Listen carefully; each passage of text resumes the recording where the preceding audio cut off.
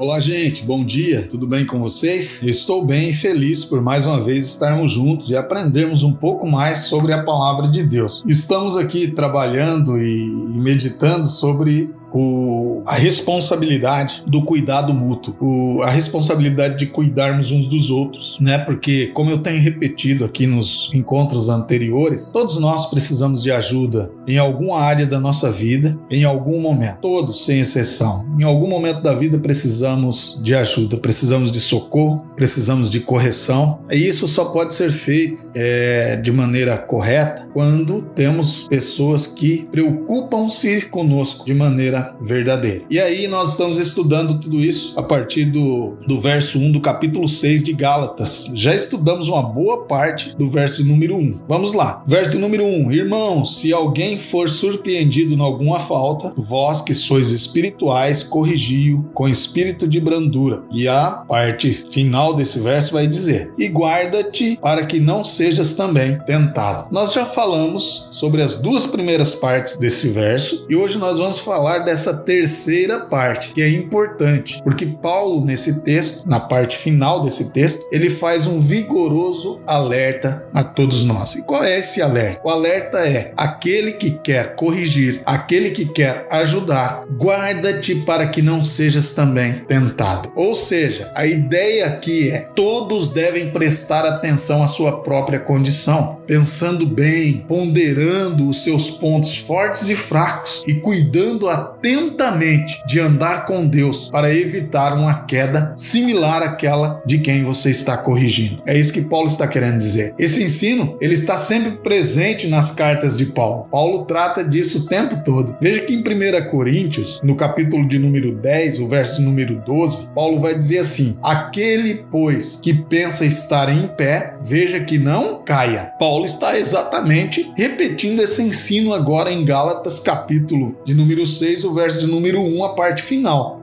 dizendo: aquele que vai corrigir, aquele que vai cuidar, tenha cuidado com a sua própria vida. Tenha cuidado com a sua própria vida. Davi, ele pode ser um excelente exemplo de alguém visto como um herói da fé, né? Davi é um homem segundo o coração de Deus. Davi, um homem admirado por todos aqueles que creem em Deus e que têm a palavra de Deus como regra de fé e prática.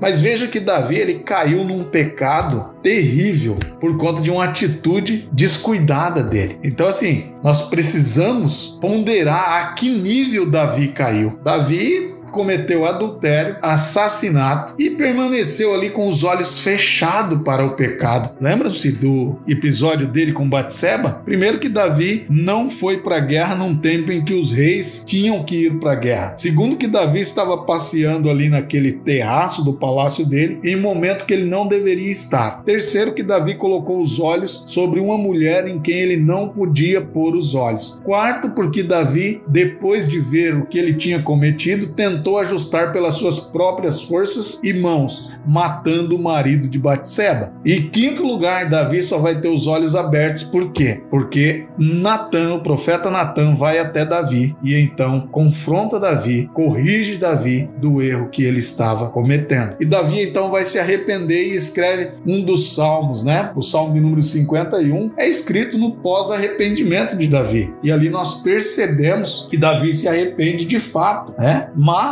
Davi caiu numa condição terrível de pecado e nós precisamos ficar atentos. É sobre isso que Paulo está falando. É exatamente disso que Paulo está falando. Guarda-te para que também não seja tentado. Paulo estava querendo ensinar aos seus irmãos ali da Galácia, os Gálatas, que todos somos imperfeitos. Todos nós podemos incorrer em pecados, em erros. Há um outro texto da palavra de Deus que vai dizer que nós temos pés de barro. E todos nós com pés de barro, em algum momento, pode falhar, pode dar problema. Por isso precisamos ficar atentos. Por isso precisamos ficar de olho na nossa própria vida, antes de corrigirmos os irmãos. Precisamos cuidar de nós mesmos para que não caiamos também. Precisamos orar Precisamos ler a palavra de Deus, interpretá-la da maneira correta e aplicá-la da maneira correta nas nossas vidas. E orarmos pedindo a Deus graça e misericórdia para que não venhamos também cair naquela situação. Lembre-se que para corrigirmos o nosso irmão é preciso que tenhamos cuidado para que não caiamos na mesma situação. Eu espero que Deus o abençoe, o guarde e que você possa aprender sempre com essa palavra. Espero você em nosso próximo encontro, se assim o Senhor Jesus nos permitir. Um abraço e até lá.